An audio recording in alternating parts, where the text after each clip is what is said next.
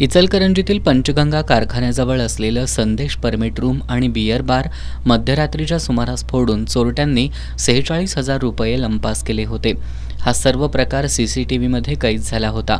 या गुन्ह्याचा कोल्हापूर स्थानिक गुन्हे शाखा पथकाच्या कर्मचाऱ्यांनी सीसीटीव्ही चित्रीकरणाच्या आधारे तपास करून उमेश गोसावी याला ताब्यात घेतलं.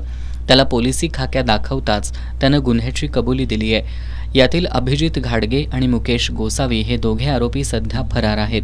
ही कारवाई पोलीस निरीक्षक रवींद्र कळमकर यांच्या मार्गदर्शनाखाली चेतन मसुगटे, जालिंदर जाधव, संजय पडवळ, महेश पाटील, महेश खोत, संजय कुंभार, खंडेराव कोळी, हिंदूराव केसरे, प्रशांत कांबळे, प्रदीप पाटील, नवनाथ कदम, विजय इंगळे, रोहित मर्दाने, प्रवीण पाटील, कृष्णात पिंगळे, अमित सरजे, विशाल खराडे, अनिल जाधव, सुशील पाटील, यशवंत कुंभार यांच्या पथकानं केली आहे.